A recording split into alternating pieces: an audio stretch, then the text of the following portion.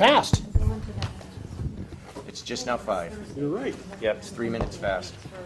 I've got 5 o'clock, so we will go ahead and get started. Welcome to the April 27th Washington City Council Workshop Meeting. Rose, could you call the roll, please? Councilmember Boger, Councilmember McDaniel, Councilmember Wagner. Here. Councilmember Greenlee. Here. Councilmember Shoemaker. Here. Councilmember Lindsay. Here. Councilmember Freeman. Here. Just in time. Councilmember McDaniel let me know she'd be just a few minutes late. Are there any members of the public that would like to address council? Okay, we're moving through quickly already. New business, community development, public works, street standards for the Woodburn Hill sub-area. Mitch, good afternoon. Good afternoon. Trevor, do you want to come up as well? He might want him to just stay over there. Okay. If we need him, we'll pull him up and we'll put a big mask on him or something. Gotcha. Sick. So sorry. He's politely wanting to keep us all safe. In the safe zone? Yeah. He wanted to go home. Okay, we won't ask any questions. Mitch got it. I may Mitch is ask Trevor becoming a an question, engineer. but yeah. This is, although all this stuff resides in the zoning code, it feels somewhat out of my alignment with it. But. So, thank you, Council. This discussion item actually, I think, started with Councilperson Wagner had some questions related to the Woodburn Hills sub-area, really particularly around roads and speed and some issues and concerns that she was dealing with up there. I initially put some information together really as it related to the Woodburn Hills sub-area and those standards and how they had changed through the years and how that relates to what we have up there and how it relates to what we possibly could have in the future. I shared that with the Community Development Committee, plus Mr. Boger, but I thought that it would be something that I could share with all of council, and that way if there was any particular takeaway or any other further action that we needed to look at doing, then council, you would be able to do that.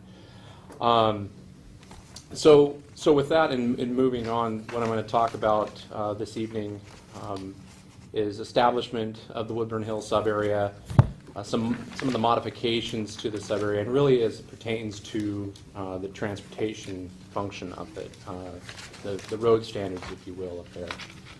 I'll talk about travel lane components, so we're all on the same page about what those entail.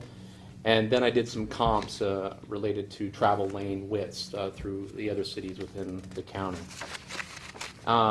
Also, the DKS report is something that I made mention of in our Community Development Committee that Public Works had done, again, at the request, I think, of some of the things that Councilor Wagner had made mention of. And they did a speed study up in that area and some accident study in that area as well. And I have some preliminary information related to that report. Is DKS the company that That does was the it? company that did it, yes. And then just to kind of open it up for questions as we move forward. So graphically represented here, this is the Woodburn Hills sub-area. You're looking at Crown Road on the west, approximately 14th on the east, and then Shepherd Road along the south in the city of Camas. We share our boundary there, and then to the north, our existing city limits.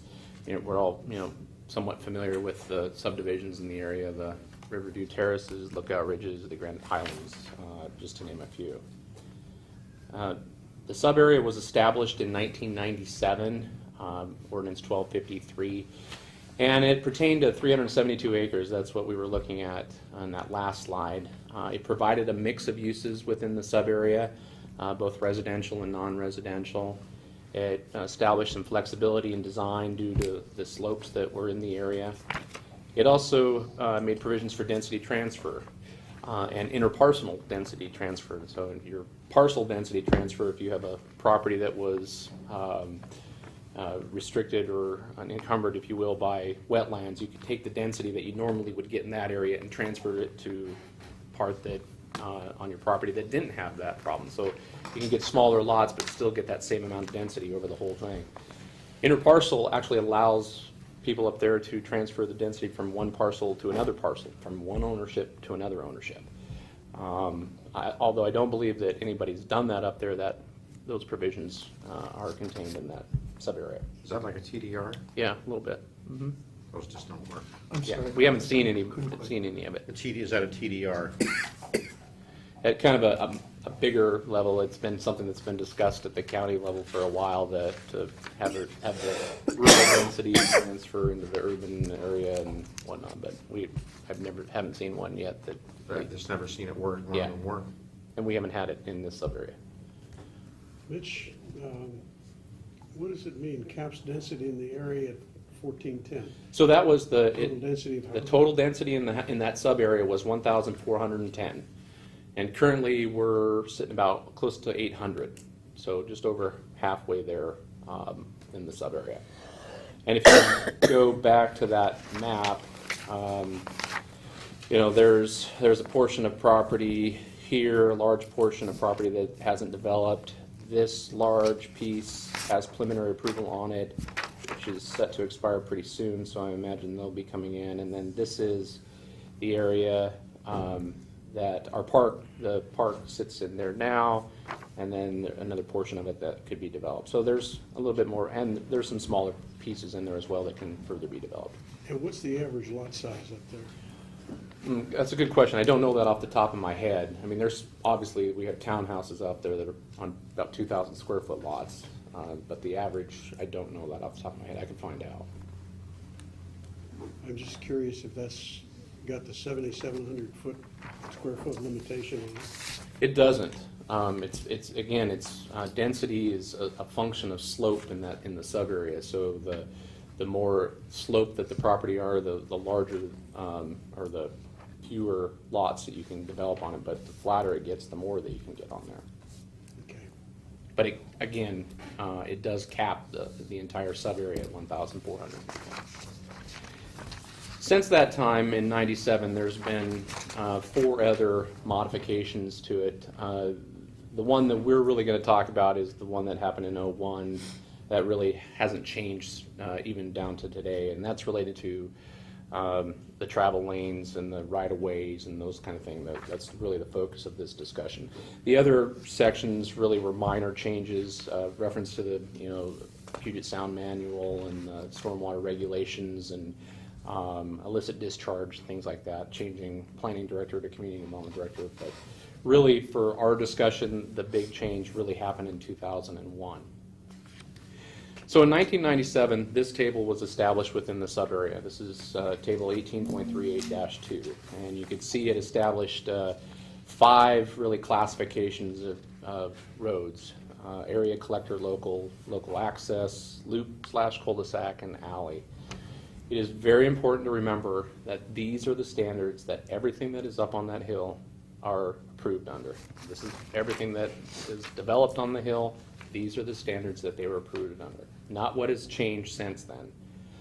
We actually only have one development that I'm aware of that got approved after, and it's actually currently under construction right now on Shepherd and 8th, and which would be under the new standards. But everything else up there is under these standards. So really the change is, it's really kind of easier just to look at what we started changing, and we go backwards. The first of which, we got rid of, at least out of the table, the loop cul-de-sacs and the alleys. There's still provisions for them within the code, but they were removed from the table.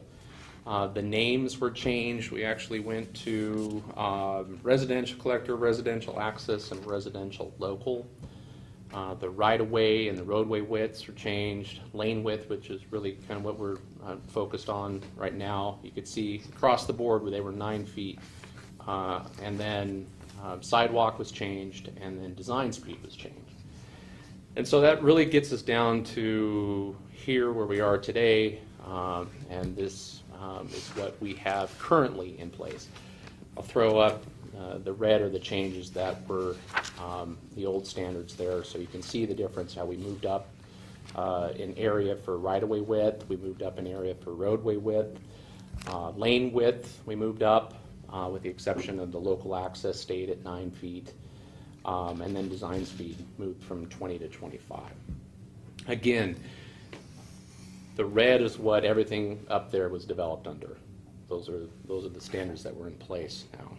Yes. Yes. Could you just quickly describe area collector, local access? Probably not as well, but Just a, Well, let's talk about in regards, they're now residential, yeah, they're called residential. so let's talk about them in those terms. Use today's terminology. Residential collector typically handles more traffic. You have a larger right-of-way, typically more limited of access off of it, but not always. Then basically from that point it goes down. so that's like a thoroughfare that, And No? not a full-on. so is this inside Not the like an neighborhood? arterial. An arterial is like E Street where you'd have. Yeah, I did have a map that kind of showed what those were up there, but for all intent purposes, really the collectors up there, LeBron is heading up. okay. Then The bigger streets. The bigger streets, and then Give you access to the community. Lookout Ridge and Y, where the study was done, those are access, residential access roads, and then everything that kind of fingers off of that are your local access. Okay, thank you. Go ahead. Yeah, I just had a quick question. No worries. So when we're looking at the residential collector, resident access, and residential local, it's 2 lanes plus the 2 lanes of parking on north and south, or whatever, whatever. I mean, Yes. it could be east, west, whatever it is. But it would be on either side. So rather than having, like, some of them were at 3, it looks like, so with only 1 parking lane. Yes. Before, so now Before, we're going right. to- Now We're we're, going to 2 full, yeah. Yeah, that left kind and of, right, yeah. plus, plus your parking lane on either side, so that's a good, I think that's a good thing. There isn't a parking lane though on either side because all the north side streets up there are no parking. Under the new rules. Under there the are. new rules, Yeah, that's okay, not the they're changing case. Under it. the old rules, that's why I said it's important to remember that everything that's up there was developed under the old rules. Okay. Which doesn't work. No, it doesn't Yeah. work. No, it doesn't And that's work. why we Much- have, Much better. yeah, that's why we have the rule. And I guess that kind of brings me to my next slide, and I apologize for how many, I got a little circle crazy with it, but I tried to really, show the breakup of the right-of-way, if you will, that we have our right-of-way, and within that is what is dedicated to the city when a development occurs. Within that, you have your shoulder width, and then you have sidewalks within that right-of-way, and then your planting strip on both sides of that. Then that brings you into the actual road construction there. You have the 45 feet in this particular instance. That's where you have parking on both sides, bike lanes, and then drive lanes associated with that. And that drive lane, which this is currently out of our current engineering standards, that's sits at 9.5 feet. And remember, up there we have 11, 10, and 9 now. Looking at, this is another example. This is actually from Battleground. At first blush, you look at it, looks somewhat similar, but you look at the shoulders are actually outside of the right-of-way, so they narrow up their right-of-way that way. And they have this in the middle, this 16-foot travel lane, if you will, but that's also subject to a wider 12-foot travel lane, but that's also encumbered by an 8-foot parking and a bike lane. So it really, the devil's in the details when you start getting into the road sections. Is it going to have parking? Is it going to have bike lanes? But that travel lane in and of itself can mean a lot of different things. And I think that that's important to remember when we look at the comps particularly. And I tried to square up the comps, if you will, so that we're talking apples and apples as it relates to that. So it's legal to incorporate your bicycle lanes in the parking lane? We don't do that in the city of Washougal. Oh. Other standards look at doing that, but they don't. I don't think that they necessarily do that, but they say that, okay, if you're going to have parking, you're only going to have parking on one side, and we're going to put a bike lane on the other side. That's how Battleground looks at doing that, and each city is different in that regard. I think the point I was trying to make is that it's different everywhere you go. It's actually different. You can see the differences here, even within the city, but it's the standards that are in place and is how it should develop, and that's why we have the standards in Woodburn, and then we have our engineering standards that are everywhere else. We separate all of those. Mitch, can you go back to the two sketches? Start with the first one, just to clarify for the council. So what's that? This is actually a residential collector from our Washougal engineering standards. So this is not Woodburn Hill sub-area section. Resident. So this is to be illustrative Yes. of what these things are. It's not a section in the sub-area. Right. This is just so that you know what the terminology means and where these things typically lay out. So it's illustrative for general purposes, correct? Correct, Okay. and I think that's probably more evident here in that when. And this one is, This is Battleground, This and is you can see it has Battleground. 2 travel lanes. There's a 12-foot travel lane and there's a 16-foot travel lane. And so what I did, I said, okay, that's an 8-foot travel lane. Now, in some cases, they may have 12 feet. If there's no parking on one side and there's a bike lane, you may have a 12-foot travel lane. But what I was trying to, so when it comes to, I said that that's an 8-foot, so that's the same as ours. I tried to take apples and oranges and make them all apples. And so by way of illustration, this is a way another place does it. Yeah. That all of this goes to show it really depends on the details of a particular road and how you put together all the different pieces.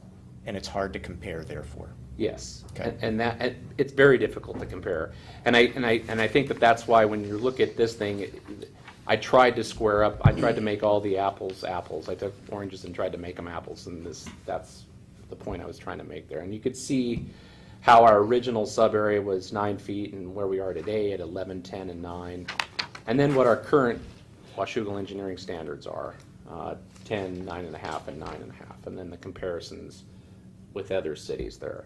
And, really in looking at this, at a staff level, we've had some conversation, and as it really pertains to the Woodburn Hill sub-area and our existing engineering standards, I would greatly prefer not to have road standards within a zoning code.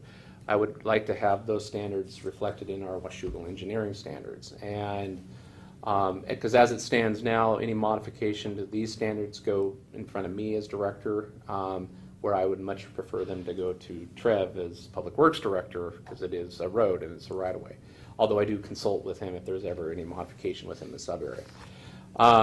But we should, at least at that level, whether we think that they need to be the same as everywhere else in the city or if they need to stay different, they should come out of those standards. Those standards should come out of the Woodburn Hill sub-area and go into the Washougal engineering standard. That's one.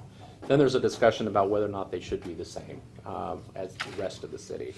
I think that's another discussion. And at the staff level, we've had a discussion that we have some mandates that are coming up late 15, early 16, late 16, that require us to look at a low-impact development and as it relates to streets and roads, which could have some implications to our road sections, widths and whatnot. And at least at a staff level, we've had that discussion that would be a good time for us to look at all of our engineering standards for one, and also bring these standards, whether or not they're going to be the same or different, but bringing those out of the Woodburn Hill sub-area and put them into the Washougal engineering standards.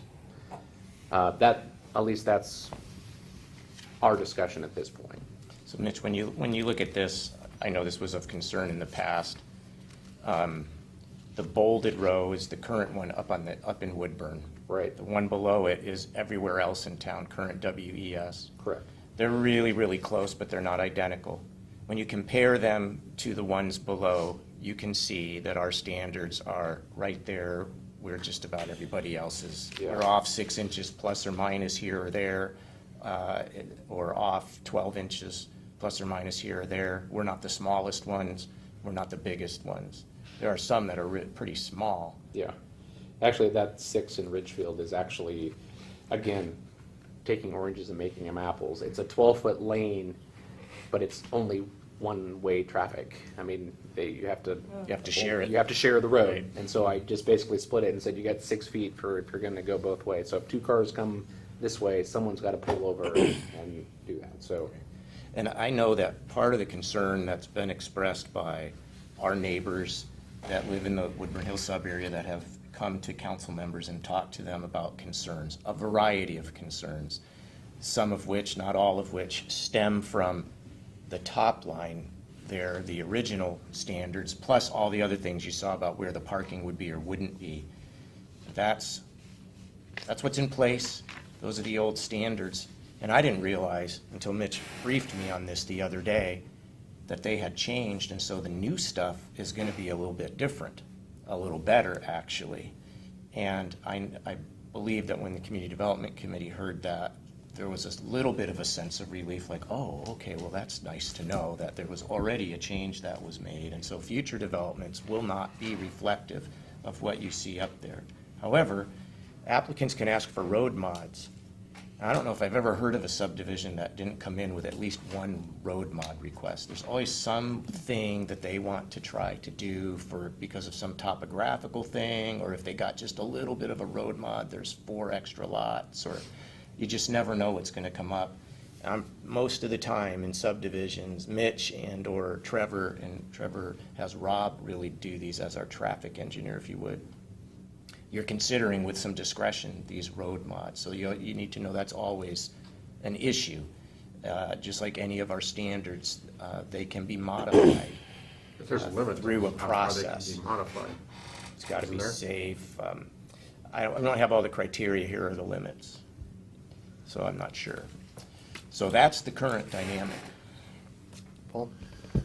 Some procedural questions. Right now, this is in zoning, which means if you wanted to change it, it would have to go through planning commission and public hearings, and then to council and public hearings before you could change it, correct? Yeah, if we were going to pull it, any changes to it, yes. Any changes to zoning have to do that. On the other hand, engineering standards don't have to go through planning commission, Correct. and can actually be changed by council or by staff? Council. By council. And I don't think there's a legal requirement for a public hearing. That I don't know, but I believe we've always done it as a Right. public hearing. We've done engineering standards as a As a public hearing. public hearing. I could be wrong on that one, but, I believe we did. yeah. That was prior to the city engineer. Well, any ordinance Yeah. would require a public hearing, wouldn't it? Nope. No, No? You don't do public hearings on every ordinance that you pass? no. Vancouver's charter requires that, first and second reading.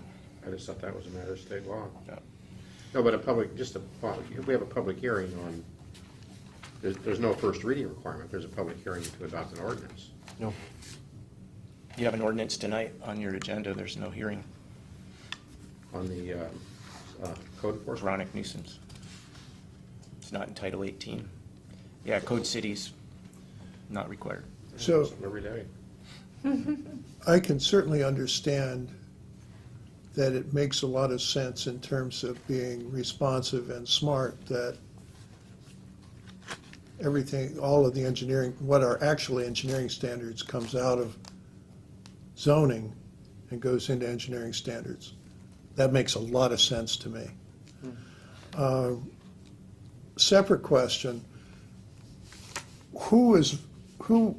how much is currently vested under the original Woodburn Hill sub-area? The only one currently that has any kind of vested rights is the Spyglass Hidden development, which is on both sides of LeBron as you go up the hill. Okay. How long does that have left? Not much. We anticipate them running through the door here pretty quick they possibly want to do a post-decision review to modify some things, which could extend their vesting as well, but I don't know what they intend to do. And then the third thing is, where are we at on Oaks Park? Why don't we bring that one up under council comments. It has nothing to do with the If I- street standards. And if I could, I'd prefer if we could do that in executive session. Yeah. Okay. Michelle? When did the engineering standard change then to the new, to the current? What we have now, I believe, 05, 07, 07, I think is what yeah, I think it's 05, 07, right in there. So you mentioned roadway was a concern, which it is, but I also think density and lot size is a concern too, because now we're stuck with those small roads that are feeders to the whole development. And from what I could see, the densities were different from the rest of the city. And that was another thing where apples and oranges we were talking about. So you've got a majority of the area under the old standards now going to feed into these new higher density compared to what the rest of the city is requiring. And I was wanting to look at that as well, because that's just going to exacerbate the situation. Is it true that the densities in Woodburn are higher than everywhere else? It's not necessarily, not exactly true. It's that there's flexibility in the density, and it's probably a little bit higher, but not as high as you think. But what's hit the ground? What's Yeah, actually on what the it- ground? yeah, and that, I think that goes back to what average lot size is, and that's something that I can go back and look at. But, you know, when you're looking at, you only have like that, I think it's about a 60 or 80 acre piece, and then you have another piece. You're running out of land, and we're only halfway to our density right now, or the allowed density up there. And honestly, I don't see those size of lots occurring in those areas, given the slopes that are in those areas. Now, along LeBron, you may see some higher densities, but that north 60 to 80 acre piece, I don't see those densities getting reached. And I'd be happy to go back and look and see. And You don't make see the that- maximum densities getting reached? No, I'm sorry. I don't see those lot sizes being really small because of the size and the slopes and the things within that area, and the environmental constraints that are in there. I see larger lots, so I don't see that entire lot Gotcha. being able to develop at 4.8 units per acre. It'll probably be much higher than that. And But what's on the ground there is got to be pushing the absolute. There's some maximums places of that are anything that you could actually, put in there. betcha, they're right there. And that's without the apartments. You throw the apartments in there, it's easily the densest area in the city, I've got to believe. we've got some that are probably around 5,000 square foot lots. We have other areas in the city in relatively new development that are 5,000 square foot lots, quite a lot of it. And then we've got others where I am, where it's 7,500 or larger. And then we've got attached housing. They're really small. It seemed to me like when I was reading some of the standards for the rest of the city, that it was encouraging lower density places on sloped lots, whereas it seems to me, the way I read it, the opposite, wanting higher density in Woodburn in some of the paragraphs that I read in that section. Yeah, I think So That's that, correct. I didn't understand, why is there a difference? Why low density on the east side of the city on slopes and high density in Woodburn sub-area on slopes? It just seems like they need to be cohesive and the same throughout the whole city. And it's obviously causing problems over in Woodburn, too. Well, I think if Go ahead. Go ahead and respond. I think that the more houses you have, the more traffic you have, and it really doesn't, in some cases, doesn't matter how big your roads are, you're just gonna have more traffic on it. And as we see development occur, I see it not only in Woodburn Hills sub-area, I see the same, arguments being made in other places of the city. Not as recently, because we haven't had a lot of subdivisions, but the same argument is made. These houses are gonna bring more traffic to my neighborhood, and, it's gonna cause problems. Yes, they do bring more traffic. It doesn't always cause more problems. I think that the changes to the sub-area, by widening the lane widths and the travel lanes and went to try to address that problem. I think it was a step in the right direction to say, look, we're getting a lot of traffic up in this area, we're getting a lot of homes up in this area. These roads are too small for this area. So, it took them, was it 4 years? And they made those changes. But for the gate was already open at that time, and everything up on that hillside, developed under the old standards. I think we've made those changes, and we can accommodate. We're not putting more density up there than was originally accommodated. It's that density hasn't changed, but what we have done is said, all right, from now on, we're going to have wider streets in these areas, and hopefully in those areas that will be felt in a positive way. I don't know, short of going back and buying people's front yards and making right That's away what I was gonna say, how do we wider. fix it? Yeah, I don't know a way that you do that. I mean, are we gonna clamp down and suddenly put in lower density lots up there to make sure that there's less traffic to impact these roads that aren't meeting the standards now?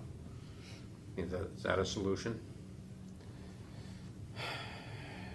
Although I'd have a tough Or time. actually not I'd a have solution, but a mitigation of the Yeah, problem? you would, and I think you'd have to change the code in order to do that, because I'd have a tough time at a land use, Well, I know that goes against the grain of. it's not, Leonard it doesn't School. go, it doesn't go against that grain. It's just that, that we're requiring today's developer to fix the problems that we've had in the past. That never goes over well. That's not an unusual problem. No, but changing the code is how we do It's not going to that. happen. Yeah. Yeah, short of, modifying and changing this. And I think that would be important, and I'll go back and do those numbers, is what Michelle said, is,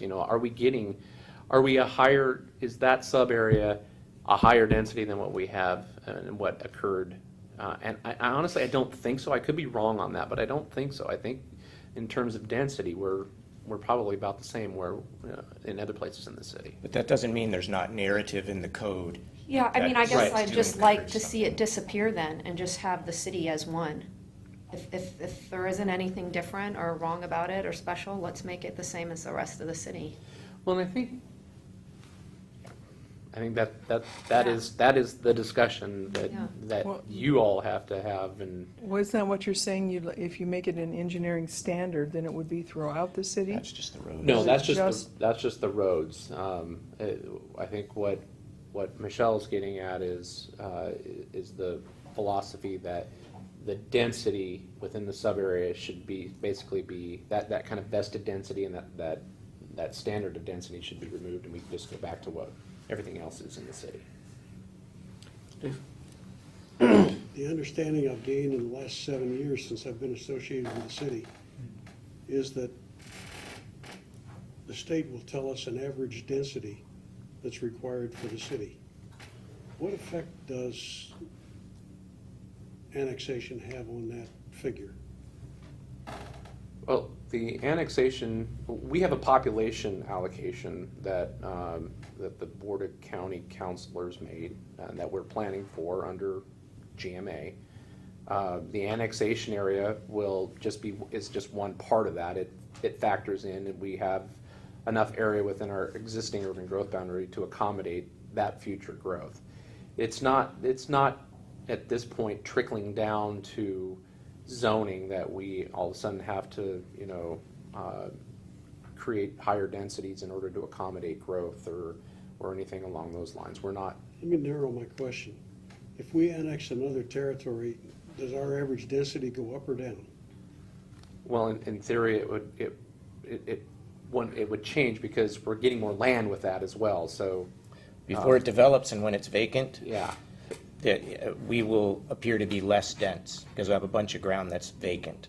But then as it develops, pursuant to our standards, it will normalize to what our average density So our is. standards stay the same, Standards stay the same. and they're dictated by the state. At a macro level, County, really. yeah. The state gives We them. have the flexibility to develop here and there, but we still have to meet the state standard overall. yeah, and we've never had an issue meeting that. We've been very we're right on with that. I understand that, but I will tell you that I have an issue with it. It appears to me the state of Washington does not understand the concept of federalism, a basic component of which is that things are handled at the lowest level capable of handling the issue. The issue of what we develop, when and where, should be made by Washougal, not by the state of Washington. They don't live here. They don't know this place, except from maybe a map study and a visit. We know. We ought to be making those decisions. And I'm going to be pushing our state delegation in that direction. I'm just tired of being told what to do and when and how to do it by the state. To a large degree, though, we do make the decisions here on the local level. Because Within the constraints imposed by the state. no, within a number. They give us a population range, That's the low and constraint high. he's referring to. The county picks the number for us within that range. Right. And And then we make it work. Then we have to make it work. So we have that discretion. What business is it of theirs? It's the state law. Yeah. Right now, That's it's the exactly state what law. I'm talking about. Why are they in this business? Why are they passing a law telling Washougal what it can do? That was the voters, right? Yeah, and I don't really think management? it's telling us what to do, though. It's for financial planning and for all of that, just growth management itself. You've got to And start it's- with a number, and everybody can't it's- just go pick a number on their It's own the and growth decide what it management is. concept that I'm disagreeing with. Managed by the city of Washougal, I don't have a problem with it. Managed by the state, I've got a real problem with it, and I don't want the county in it either. If you look at how Washougal developed in the 80s and the early 90s, pre-GMA, that's pre-GMA. So Washougal was doing what it was doing, as were all communities in the state, reflective of a variety of land use policy perspective. You go to different towns, you'll see all kinds of different things. Locals were deciding. GMA comes in, Vive la différence. and then they put us in a box a little bit. There is some constraint, and the only thing I was going to mention, and I'll exaggerate a little bit to illustrate the point.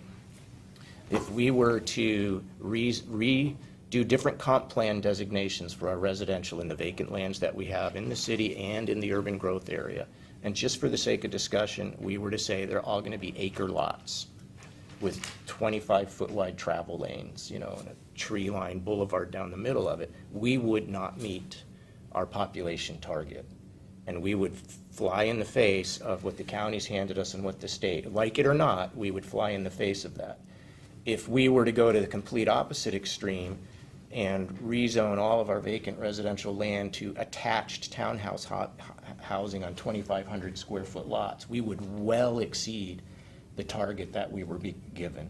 Somewhere in between there, with a mix of all those different things, is where we're required to be and where we are, and where that Probably where is. we want to be, Right. right? Different Yeah. choices. You're missing my point, and that is, the state is setting the standard. It The is. state doesn't belong in this business, Well, neither does the county. Except that we derive all of our powers from the state. Our power is derived from the state constitution. And we're a charter. And subject to reasonable regulations of the legislature. We're a municipality. They created us to handle certain issues. Now they're taking the power away from us. That's what I'm objecting to. Within their power to do it. Yes, they have the power to do it. The fact that they have the power doesn't mean it's right, and that's what I'm after. Okay. That's what I'm gonna be pursuing. And so kind of what we're hearing is, and you mentioned this, Mitch, that there was some conversation about this with the Community Development Committee. Back in the mid-'90s and then into the late '90s, when your predecessors adopted a land use policy for a mostly undeveloped Woodburn Hill area, their thinking at the time, their policy perspective at the time was a sub-area that provided a lot of different options, and I think it was common in many municipalities. It was the first stuff out of the gate under the GMA. You saw roads getting smaller and trying to be more dense, because there was a lot of pressure at that time right out of the gate with the GMA to keep the boundary, the urban growth boundary, from expanding. That's just what it was. It was the hot topic. There was pressure politically on that. And so that's why you see the Woodburn Hill sub-area the way it is a little bit. It's different than what the rest of the city was, because it had already been zoned, things had already been vested and platted. You couldn't really go over the top of that with a sub-area. So there was a sub-area put up there. Now we've got some experience with that, and it only took a handful of years where the policy changed on the street widths, because the experience demonstrated that there were some problems with Why that. does the state of Washington get to say what the city of Washougal looks like? We have to have a 3-lane road out here with a middle turn lane and bicycle lanes. I don't think that's really appropriate for Washougal. Well, I think that the development of the Woodburn Hills sub-area was, it was total and wholly Washougal. It was Washougal that put that plan into place. And I Under think, pressure from the state. well, it wasn't, No, that I don't was- think it was necessarily under pressure from the state, but it followed in line with a lot of the, as Dave mentioned, a lot of the thinking of the time that, we want, higher density in the urban area. We don't want to move the boundary, narrower streets, smaller lots, those kind of things. So those are all the ideas that were really kind of being preached, if you will, from the state at that time. But the plan itself was developed by Washougal. It was put together by Washougal. Right. If you And the wanna changes see- to it were done by Washougal too. If you want to see where this goes, go to Europe. Take a look at it over there. 700 square foot apartments. Everybody rides public transportation because cars are prohibitively expensive. Although the Germans have increased their number of cars 70% in the last 30 or 40 years, even under these constraints, because they like the freedom of movement. But you'll find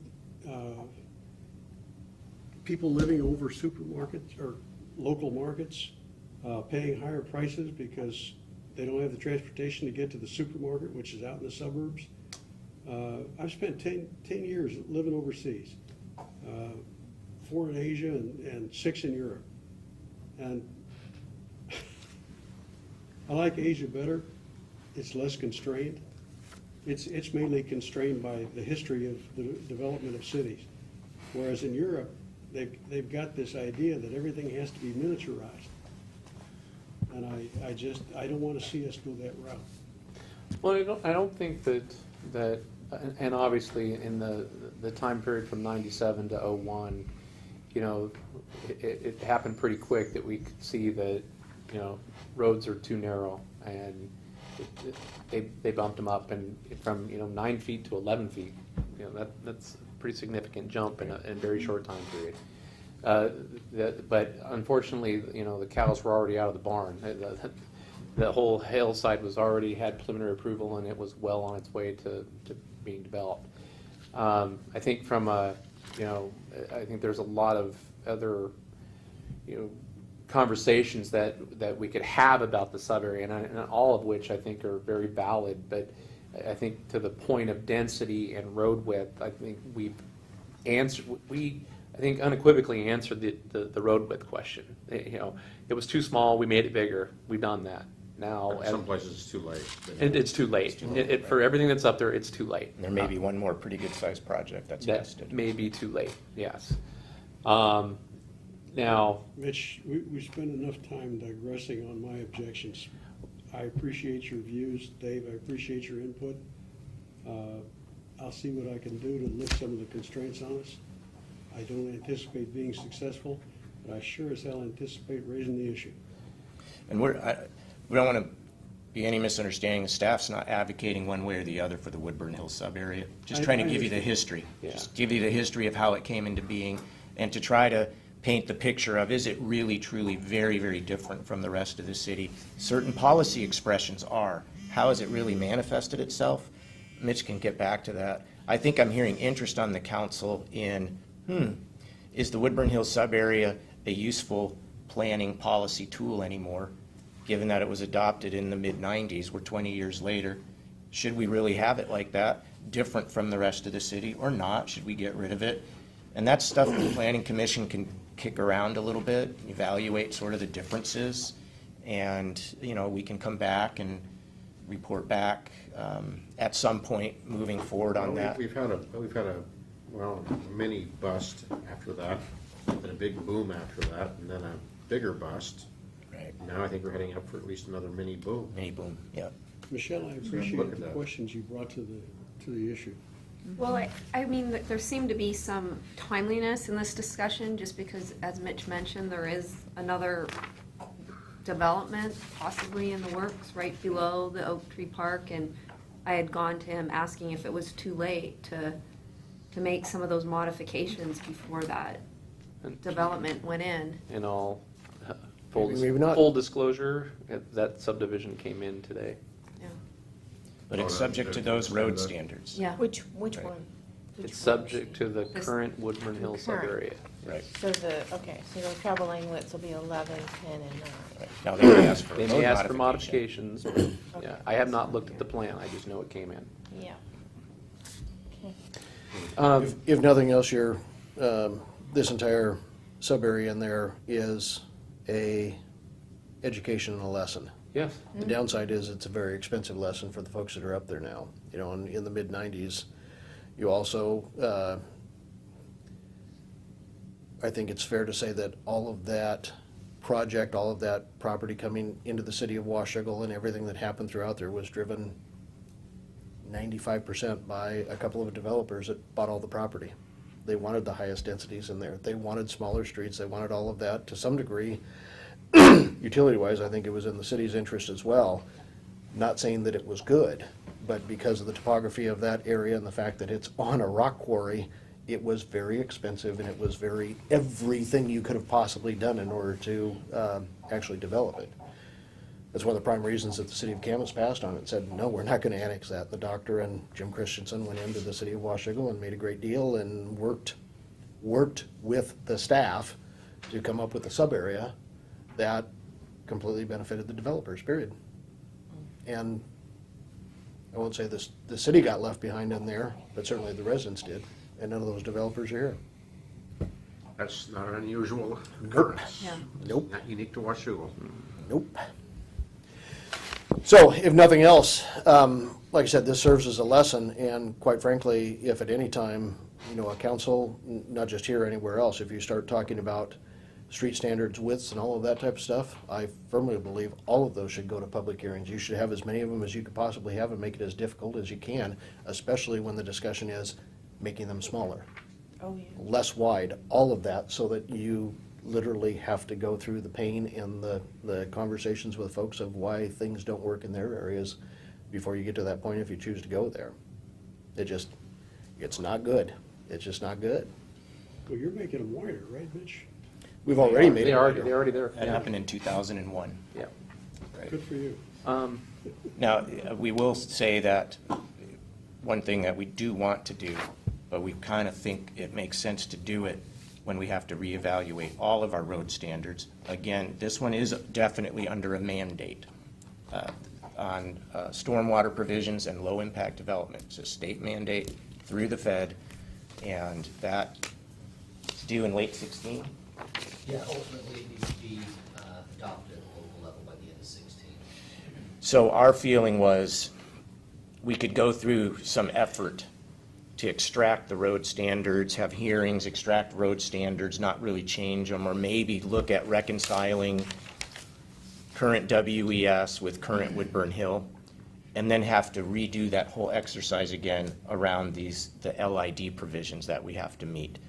And given the size of our staff and all the things that we're working on, we'd prefer to do that one time, as opposed to twice. So that pushes it, but that gives us about a year or so to work on that.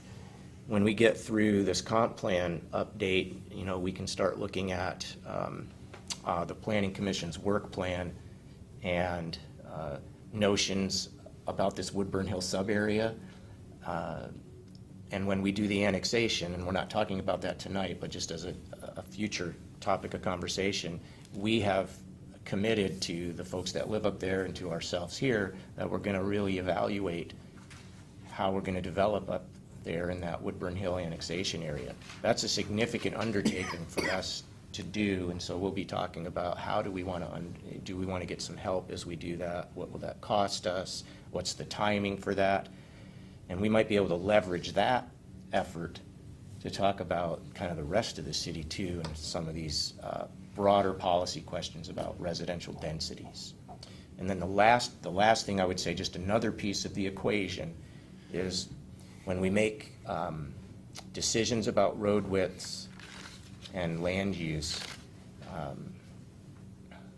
We got to make sure we also consider the road maintenance costs that we have.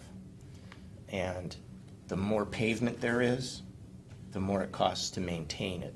I can't tell, it's not one for one. A 10% increase in the surface area of a road because we made it wider doesn't correlate exactly to a 10% increase in the cost of maintaining it, because there's some sunk costs that are already there, but it incrementally increases the cost. So you just want to temper the width conversation. There's some sweet spot where, ooh, if we get too much wider than that, although it really rides nicely, you know, big boulevards are comfortable, you know, but they're expensive to maintain. So we just want to always have a balance. And it's kind of a segue into the next item. Yeah, but I don't want to rush us to that if we're not ready. I got one more slide, I Oh, think. sorry, Mitch. If I, because it relates to the DKS report. And I apologize, there's a lot on this page, but, so kind of looking at the fraction, if you will, there, the dark denominators, that's the trip counts that they actually had in those locations, and then the numerator is the actual speeds that they found within those locations. And they studied West Lookout Ridge Drive and West Y Street, and you can see that pretty consistently the speeds are below the posted 25, with the exception on that east end of Y. They're 29 and 28, depending on whether you're going uphill or downhill. I was gonna say, that's downhill, isn't it? Yeah, and then, but, you know, the preliminary study doesn't recommend, based on the speeds, that there needs to be any kind of traffic calming or anything like that related to these speeds. And as well, with that narrative there, you can see that the accidents that they found in the two locations didn't warrant any kind of, require any mitigation associated with those either. So, you know, still looking at from a speed standpoint, they're looking pretty consistent from a lot of trips. It looks, you know, there's Are those daily? Is that what average those? daily trips. Oh, Okay. daily. Yeah, Wow. a lot of trips.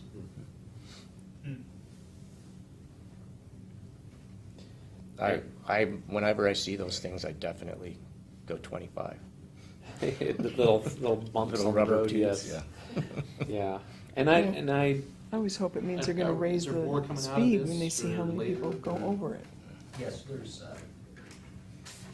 we just have a draft report from Yeah. DKS thus far, so that's just extracted. That's an exhibit from Dana Beckwith's analysis report. He's the professional transportation operations engineer for DKS. So they did a 2-day study. One was Wednesday, February 25th for counts, and Tuesday, March 3rd. Different day, different part of the month, to be able to have a better analysis as far as exactly what's happening up here. You see that the traffic pillows, or traffic, I guess they call them benches now, or tables, if you will, where we see the 12 and 13 miles an hour are fairly effective. A lot of the concerns and complaints that we've fielded historically are really around some of the larger vehicles recently with the construction picking up. So we'll have a dump truck, maybe a dump truck and a pup trailer that's developing a lot, maybe further to the east or further to the north. And so not just a matter of the daily trips, but what the actual user is as far as the classification of the vehicle. So we've been asked to look at that too, as far as potential restrictions on types of vehicles. It's been a recurring or habitual follow-up for us as far as the parking. Councilmember Wagner mentioned that at the top of the conversation about the no parking revisions on the north side, and then there's some intermittent no parking to be able to have the appropriate lane widths for emergency services, because obviously these narrow streets are a significant concern for emergency services, specifically for fire. So this is just an exhibit. There is a full report that'll be part of each one of the intersections and the tube counts that took place for each speed and daily trip. You raised an interesting question with your dump truck and its dump trailer. I'm not that much of an engineer, but I gotta believe that it causes a whole lot more damage to the road than several passenger vehicles. Is that a problem? Do we have a way to pay for it? Can we recoup from impact fees for the damage that's caused by building new houses? How do we cover that, the fact that those dump trucks and those truss trucks are tearing up our streets? I guess it's a classic public works question. I mean, each one of the homes that were built, for the most part, until LeBrun Boulevard went into service, access via Lookout Ridge Drive. And as you know, and the appropriation you made in the 2015 budget for a reconstruct from Crown Road to the intersection of West Y Street, obviously we're experiencing some failure there because of the high traffic, and not only that, but the construction or lack thereof as far as the base material on that road. So being able to capture revenue from specific types of classifications of vehicles, that's probably a separate conversation. It is just kind of a surrogate of construction that, the concrete trucks, truss, all the triple, 16, 18-wheel trucks. Obviously, materials have to get to this, I'm have to just get to the thinking site. it's all associated with new construction. And impact fees or system development charges are things that you can apply to new construction. I don't believe we'd be able to use, I'm almost positive we can't use TIF for repair of existing roads. Those monies can only be spent on TIF-eligible projects. And when you look at our CFP, you can see the kinds of projects that are TIF-eligible. I don't even know if Lookout is a TIF-eligible road. When it was first built, it's not a big enough of an arterial. Whether there's some other mechanism, which is kind of a surrogate for a traffic impact fee, some other thing we could do locally, I don't know. Never explored that question to try to exact at the time of permit you're going to mess up our road fee. It's an interesting question.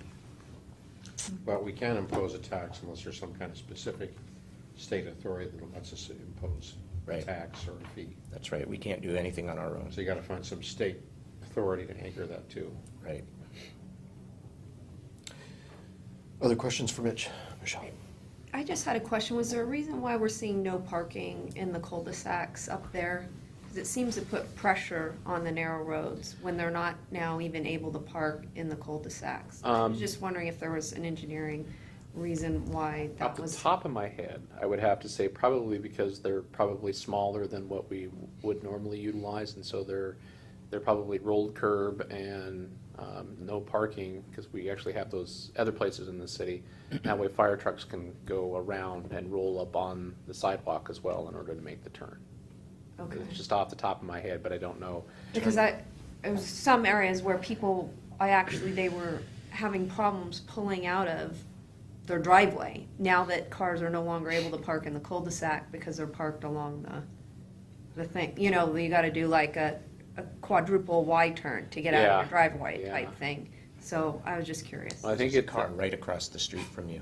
What's that? Because there's a car right across the street. Right, parallel right, parked. yeah. Most cul-de-sac parking provisions are a function of the turning radius for our largest piece of apparatus Okay. and the ability for it to effectively get in and out quickly. So are cul-de-sacs addressed on these revisions that you talked about? They're, Well, we Well, 'cause pulled out it the has loop it- cul-de-sac. I believe it is in other places that it was pulled out of the table. I can look and find that, but it's probably, they'll say something, in consultation with the fire marshal or something. that would be something definitely in this new development or ones that occur later on to take a look at, I would think. I mean, if you can't pull a vehicle around a cul-de-sac because there's cars parked in it, so you have to put no parking signs. And that's all typically along it. what we do now. Yeah. I think in our current standards, that you have two cul-de-sacs that you can choose from. One that has a rolled curb and is signed no parking, and then you have one that's a standard curb, but it's considerably bigger, and so the fire truck, you can park, but you can still get a fire truck around. It's not It required. seems like they It's not shouldn't have a required. decision, though, when it's buttoned up on the narrow streets, though. You know, we should require them to have the bigger one, because it's just putting more pressure on that street. I don't know. And If we can prevent it. I know, and I can speak from experience, that is no different anywhere in the city than it is in Woodburn Hill. 'Cause I live off of one of those cul-de-sacs, and no parking, and cars parked all the way down the street. Yeah. That's something the council has the discretion Yeah. to look at. It's, you know, there's, the folks that would be aggrieved by a council decision to only allow the bigger cul-de-sac bulb will be developers. Yeah. And minimally, the pavement management team, because it'll incrementally, not hugely, increase our maintenance costs, because it'll be just a little bit more pavement out there, but not a huge amount. Okay, any additional questions for Mitch? Okay, Harvey, any public comments? Awesome. I've got nothing for you under mayor's report. Any items quickly from council? Okay, Dave? I'm going to be gone from the 23rd of May until the 31st of May. Okay, Got one It'll meeting. be a difficult time to commute because I'll be in Montgomery, Alabama. Great time of year to go there. with that, I'm going to adjourn this meeting, and we will go into a second meeting, the Transportation Benefit District Number 1 Workshop Agenda. I'll call that meeting to order and let the record note that all members, all board members of the district are present. Dave?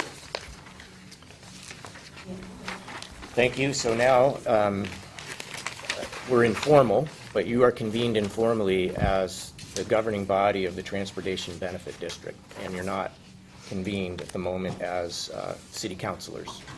And the mayor is the chair in this case. Obviously, you're still council members, but right now you're meeting as directors for the Transportation Benefit District. So this is the first workshop of the newly formed TBD. And our agenda for the rest of our time is briefly talk about our proposed schedule for continued items related to the TBD, talk about some administrative things that need to be done with respect to the TBD, talk about revenue options, what are eligible projects, and then what our next steps are. What we're looking at in terms of a schedule is tonight we're here to have general conversation about the administrative tasks that are necessary, review, and this will be a refresher review because we've talked about these revenue options before, but we'll go over them again. And then we'll review the eligible projects. We've talked about that before as well, but it'll be a good refresher. Then we convene again in 2 weeks, similarly to this, with a TBD workshop. At that point, we will have actual drafts of some of these administrative things that need to be done, some interlocal agreements and resolutions.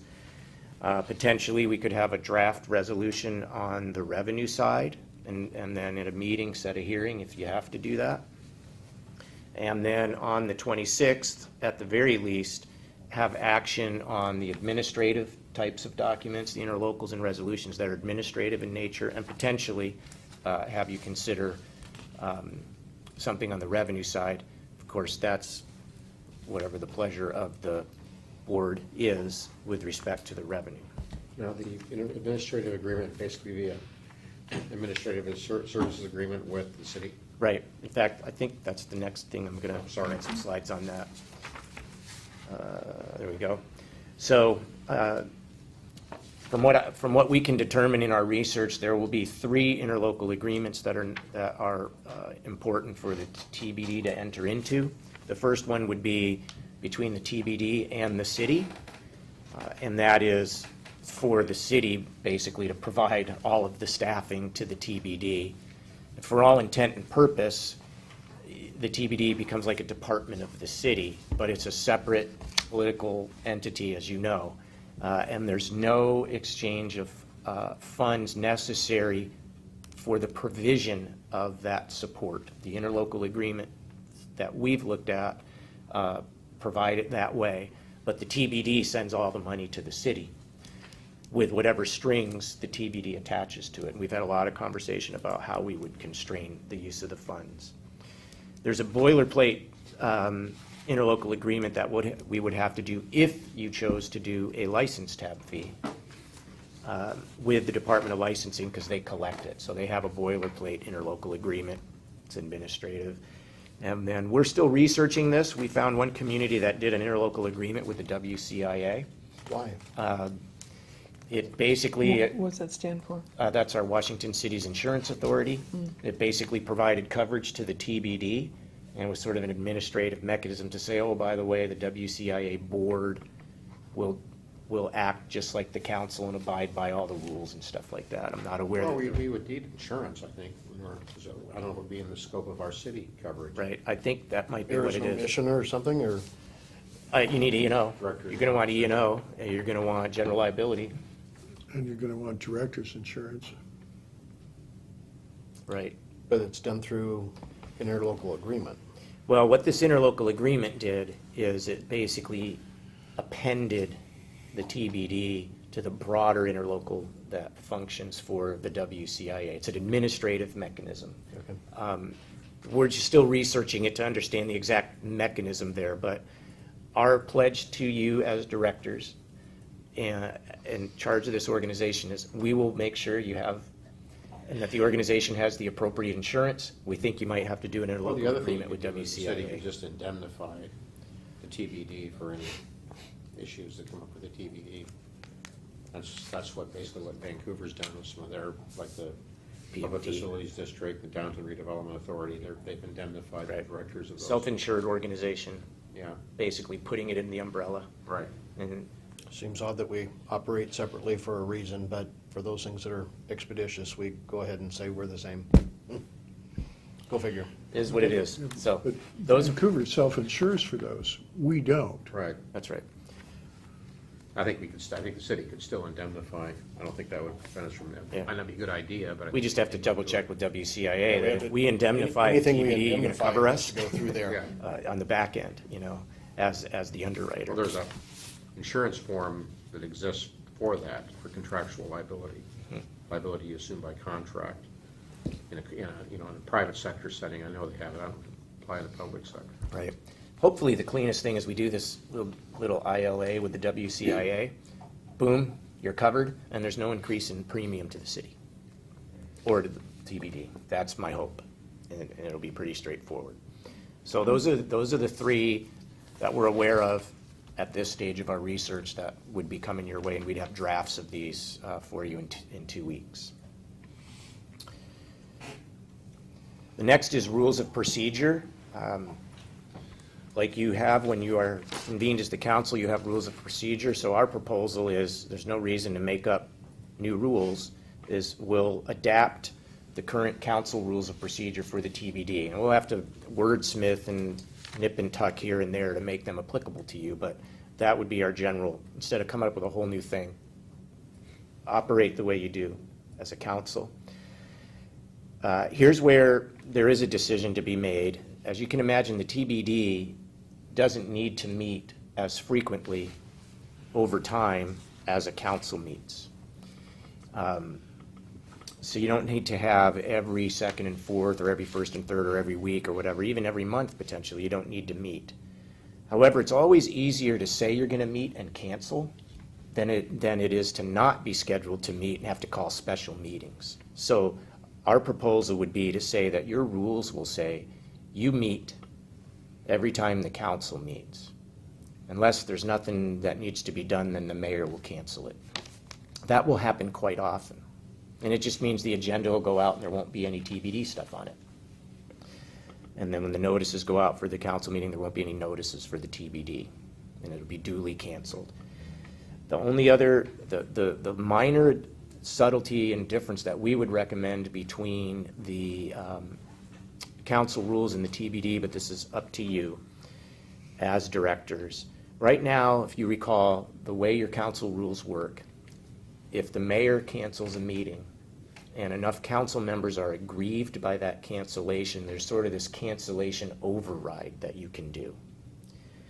It's never been an issue, but you can do that.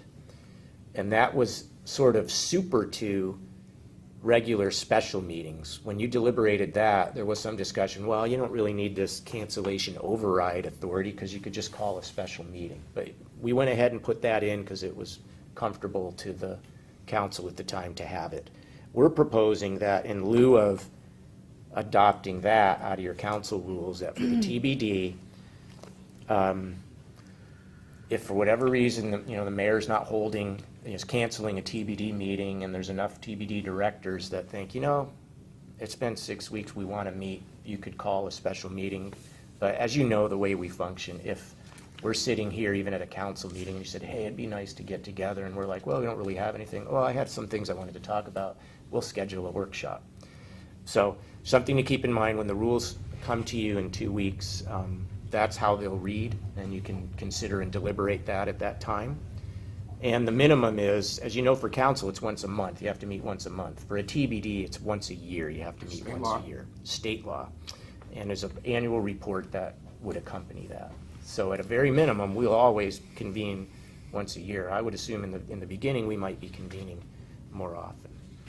So that's the rules, pretty straightforward. Another provision in statute is something called a material change policy. That statute that's cited requires that the board adopt a policy that addresses major plan changes. And the plan is the transportation plan. So all of our projects and what you've decided to finance and how much those projects cost. And this material change policy has to address 3 items. Material changes to cost, scope, and schedule. There's several examples out there for us to look at. And so we will, in a couple of weeks, we'll have those documents for you.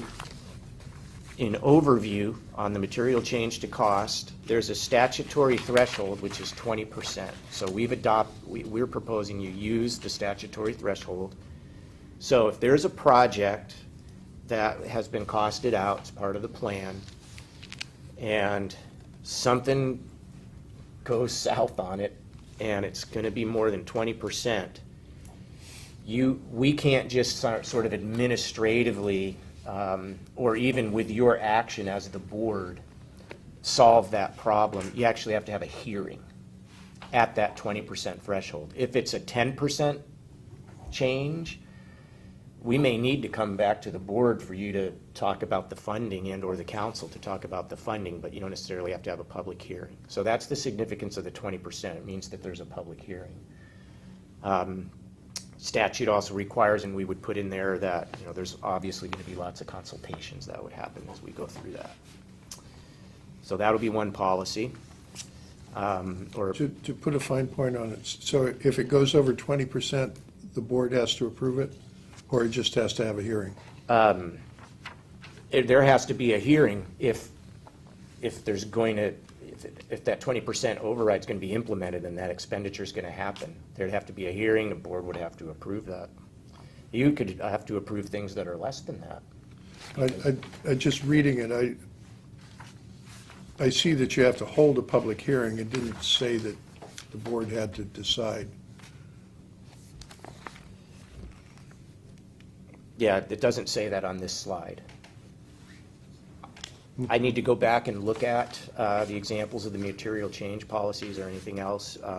My expectation would be, just like anything else that we're working on, when we go over budget, we typically have to come back and get reappropriation or figure out how we're going to do it. It requires the governing body's action with some minor exceptions. So we'll put a fine point on that and make sure that's very clear in the policy. Another one that's required by the statute is that if there's a change in the scope of a project, that there's a bunch of consultation that has to happen. I'm not really sure. I mean, this is normal, just normal administrative procedure, but the statute says you have to have a policy that says this. So I guess it's just trying to make sure that those best practices are followed by a TBD board.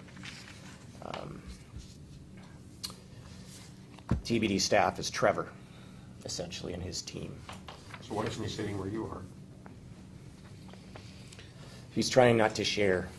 That's right, you came a little late. He's not feeling so well Okay. today. Yeah. But in the future, he'll be sitting where you are. Yes, yes, I should have mentioned that, yep. We tag team like we always do. The team covers this stuff. And then lastly, on the material change, there's something on scheduling. And so again, this is typically just best practice, but yes, if something changes, whoops, and it starts pushing on other projects, or, whoa, it's gonna mess with the funding because we're gonna miss a deadline maybe if we don't do something right, or, it's gonna be out there for 3 months, we wanna know about it from Trevor, but it's an administrative sort of a thing. But you get to adopt a policy that does that. So those are the administrative chores. We'll get some clarifications on the one specific question, make sure all of that's really clear for you before you adopt anything. So this leads us to the revenue options side. Wasn't intending to spend a long time on this other than to say that these are all the statutory things that are in play. We're going to talk in a minute about the very first one, because we've talked about that before. That's a license tab fee of up to $20. It's non-voted. You can go up to 100 in a community. It's voted. Everything, in fact, everything else here is voted. You can do a sales tax up to 0.2%. It's voted. There's a 10-year limit on that. It has to be reauthorized every 10 years unless it's for specific debt repayment. Then, of course, the underwriters are going to want to make sure that sales tax is in place. When you say reauthorize, does that mean it goes back to the voters every 10 years? Back to the voters every 10 years, unless it's paying a 20-year bond. The underwriters won't fund you if you have to go halfway through, you have to go get approval again. So State law allows for the, yes, this is all per state law. That's right. Yeah. So if it's operation, if it's for more maintenance, I would think just about, not all, but most of our capital projects might need some debt service. But if your TBD is for maintenance and you use sales tax as your funding mechanism, you got to check in every 10 years with your voters on that. You can do property taxes. You could ask for an excess levy from the voters. If it's for maintenance type projects, that's an annual type of a thing, which is very cumbersome. I bet it's never been done. Some fire districts have to do that, right? They're out every year. Yep, for operational. Multi-year if it's for bond. So if it's tied to some underwriting, you can ask the voters for something longer. This is, I think, really irrelevant for us. We're not a place that's, building the scope of a project that would be our project where you need like tolls to do it. It's not crossing lakes or rivers or anything like that. But a TBD can do a toll. It's voted. You can form LIDs just like a city can, and that's a whole nother conversation. There's no special things for a TBD around a local improvement district. It's just your cut and dry local improvement district. A TBD can assess traffic impact fees, for example, development fees. However, they cannot be additive to what the underlying city is already charging. So if we were to impose a TIF for the TBD, we'd have to back it out on the city side. So it doesn't really get you any new money. And then, depending on what source of revenue is chosen, you can issue general obligation bonds if you need to for debt, or you could issue a specific revenue bond tied to a specific revenue stream. Sometimes the rates might be a little better for those, just depends on the revenue stream. So there's lots of different options. The most common are the tab fee and the sales tax. So with that in mind, and because we've talked primarily about the tab,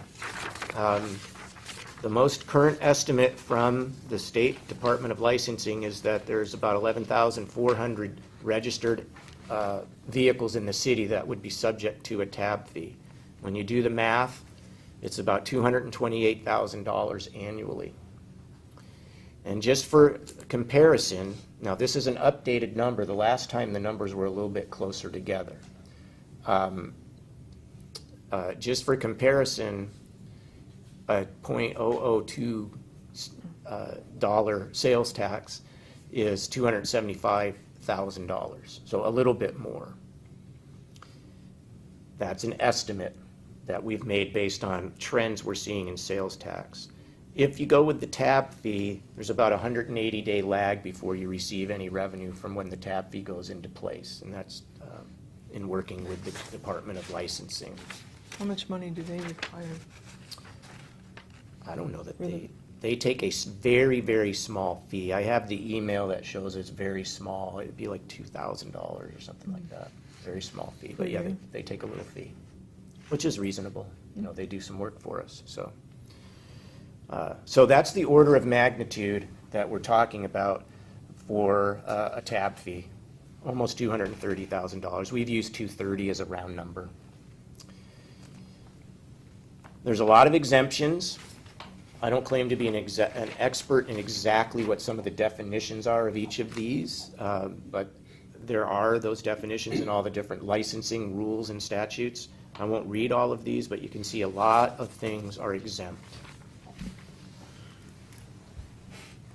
Do we have any idea whether on personal use trailers, single axle, less than 2,000 pounds, is that the vehicle weight or the gross weight? I don't know. I'd have to It'd be research that. interesting to know that. Yeah. Michelle? What's a private school vehicle? Is it? Guess if there was a private school and they have registered vehicles, Okay. they don't have to pay this. Yeah. All right. So they- School bus even? Yeah, okay. They so have I- school Well, buses or, that's public. no, private schools. Oh, can private have- schools could have a school bus, Yeah. right? Mhm. Yeah. Administration may be issued a school, a bus, a There isn't vehicle. an exemption for a public school bus, or? Well, Oh, they're- that's government. That's a- They don't pay. Yeah. They're exempt already. Yeah. They're exempt from any fee. Yeah. Right, Okay. yeah. Except excise tax. Yeah. And you can see at the bottom there, there's an exemption for disabled vets, which is part of the state policy. Government vehicles, there you see the exemption, government vehicles. So our vehicles, school district vehicles, ports, the ports vehicles, those are the ones that are around here. So that's the order of magnitude of the funding from that particular source. So what would be the eligible projects? Under your current ordinance, you've got one macro level constraint, and that is there's no supplanting. So if we're spending $10 today, and you get another $2, then we have to spend $12. It can't supplant the existing $10. And it can't be for operations, which we define, I think, the common understanding of operations, salaries and benefits and the like. So we have a pavement management program, and the typical stuff that happens there is we reconstruct existing roads, we overlay them, we grind and lay, which is a little more intense. We slurry seal them, we micro seal them, and we chip seal them, depending on what the different applications are that are necessary. So right now, the ordinance allows for any revenue from the TBD to be spent on any of our maintenance. This is the maintenance, if you would. And just to go through this again real quick, back about a year ago, the council was looking at 3 different options for how to take care of our roads. You landed on the dark blue one in the middle, where we were gonna up our spending to $360,000 a year, and there should be Ks there. Those are all in thousands of dollars. $360,000, and we're in the first of those 4 years. And the implication of that, as you knew at the time, was a slight degrading in our pavement index, the dark blue lines. If we spend $360 a year, that's the slight degrading of our pavement condition. You can see the green one, if we were spending $500 a year, we could maintain. Now, we've lost a little ground already, but we really need $500. And here's what would happen. This is if we only spend $150. You can see there's not a lot. There's some stuff happening, but not a lot going on. These are the different types of treatments when you look at it in more detail. It's hard to see on the screen. When we were doing 360, this says 350. Obviously, more stuff is getting done. This is where we're at right now. And then if we had 500 for maintenance, it's the full program. And the tab will take us up to 500.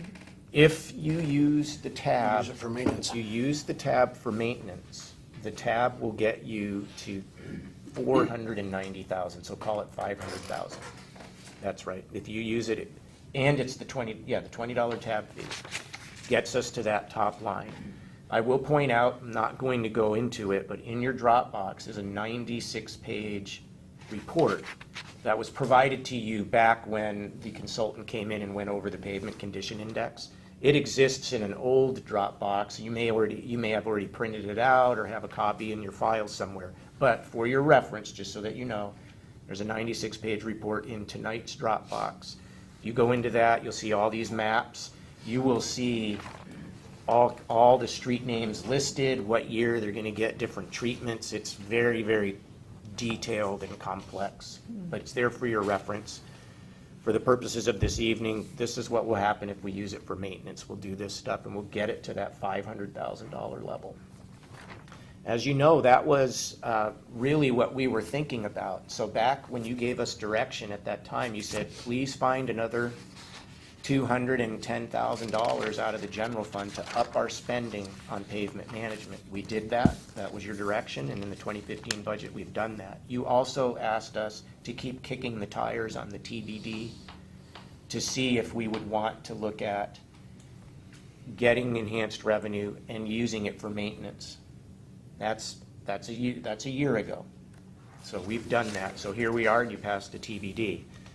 Since that time, as you know, there's been some conversation about, maybe we wouldn't do maintenance with the TBD, which is what we had been talking about. Maybe we would fund a capital project instead to have some local share in a capital project. Specifically, the one that came up was the 27th Street overpass, because the state legislature potentially is going to fund that project partially, but not completely. So we may need to have a stake in that. The TBD allows revenues to be spent on capital facilities projects in addition to maintenance. What are the capital facilities projects? Well, they are your adopted capital facilities plan. You have a capital facilities plan. It was adopted in late last year. A little bit later this year, we'll come in with what's called the TIP, the Transportation Improvement Plan. And the TIP can't change the Transportation Capital Facilities Plan. It can just kind of reorder some priorities, but it has to live within that. Examples of the significant projects are the ones that you know about. There are high priority projects. I won't list them all here. So those are the types of things that the funding can be spent on. This is always hard to read when we put it up, so we put it up. You can blow it up if you look at it in PDF on your Dropbox. This is also something that was in a previous packet. This is the entire capital facilities plan. So TBD monies could be spent on any of these projects. I just threw up some examples on the slide. So that's your current plan. So our path forward is in 2 weeks, we'll have those administrative documents for your review in draft form, and then we would look for conversation and direction from the council and deliberation, from the board. I'm going to have to get used to that.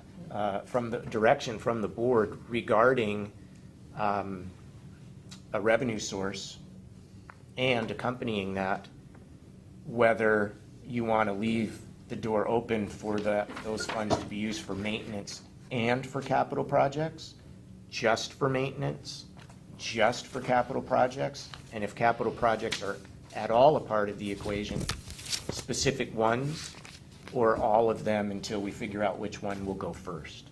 There's a lot of options for you there, and I know there's been different conversation and different perspectives that have been shared by different members of the board when you were convened as a council. So that's really the meat of the conversation. It's not, the administrative stuff's important, we'll get that right, but it's, are you interested in a $20 TBD?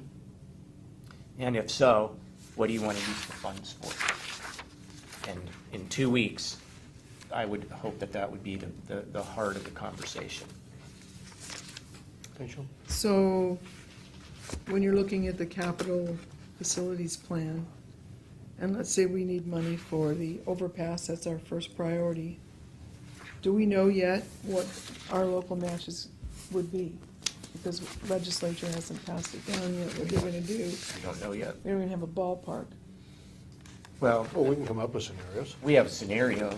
And so you bring that in 2 weeks? I could share that, yeah, we could. Because that would help us compare that with our road maintenance. I think I could tell you right now that you should assume that the entirety of the current $20 tab fee would be necessary for debt service for 20 years for the 27th Street overpass. So if you were to do that, Whatever our portion is of that. yeah, And then some, we need some more. and then we'd need more, because that's only gonna do 3 to 4 million, 3.5 to 4.5, depending on interest rates. So a $20 tab fee serves 4 million plus or minus 20 years for debt service. So that's 7.5, that's 11.5. We still need 3 or 4 from other sources, and we would be chasing those other sources. Now, of course, we'll try to get the whole thing paid for. We're not gonna give up. But, And there are others working on our behalf that are trying to get more money added to that pot as well, but it's all subject to other people, not us. that's right. Now, if you did, when you look at that big, messy, it's not messy, but that big, hard-to-read chart on the screen, but you can read it, in where it was in the packet before. You can blow it up. You can see there's a couple projects in there. You could probably 2 or 3 of the smaller ones we could probably take care of. Maybe even, with shorter-term financing, so we could be creative. For the 27th Street flyover, what's a timeline on that, from start to finish? Is it 5 years, 10 years? If we were funded today, if we had the money, and like July 1, we knew we'd have all the money. Staff's telling me that we could be driving on that overpass maybe in 3 years or so. That's if we were starting right now. So Okay, so it's about a realistically, 3-year, permitting right-of-way from acquisition. start to finish, 3 years? 3 whenever- plus. Huh, okay. Plus, I'd put a big plus on that, yeah. All right. Years. Okay. Okay, 3 to 4. His plus is a +1. Okay. Michelle? Yeah, I just had a question on the revenue options. When you put revenue bonds down there, are those in conjunction then with the fee, the That- $20 right, fee? That would be the fee, Okay. right? One and the same. All right, So those are just the mechanisms Yeah, to get okay. the money. You go out and sell bonds, similar to the utility revenue bonds. Jennifer?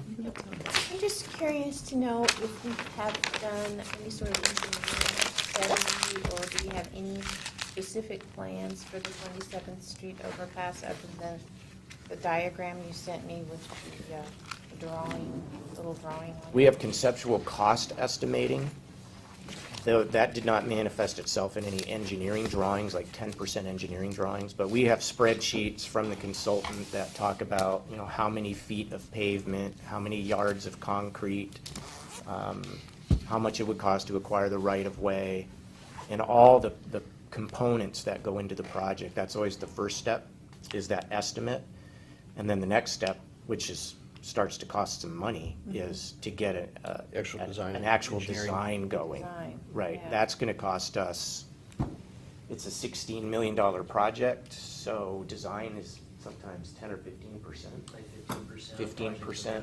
2 million. So to get to, say, 30% design, it would be 30% of 15% of $16 million. So 30, $2 million. it's 1.6, about 2.4. Yeah, so 30% it's of 2.4. 15% of $2.4 million is what it would take to get that. So that, obviously, we haven't expended yet. We haven't done it Yeah, yet. that's going to be close to $300,000. That's right. Right. First, you would probably start acquiring right-of-way at the same time as you're I guess you do some design and right-of-way, because you got to know exactly what right-of-way you need. Some of it we know we're going to need, and we would just go We get to it. see those figures, all of those estimates? Yes, that's the 16.6 million. Right, yeah, but where is all this research? Oh, you want to see the spreadsheet that shows how many feet of pavement and all that stuff? See, we can send it. Figure out how they got to those amounts? We can send that. Dollar amounts and stuff.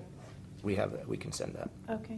Would you also research for us where we would find that document in the Dropbox? Because all we have is dates. We're not going to know where to find the document of all of our, Should be in today's. It's oh, in you said today's. it's in today's. It's in today's. Bing. Yeah. Okay, with that, I'm going to adjourn this meeting. We've now got 22 minutes for your dinner break, sorry, before we're back here at 7. Great.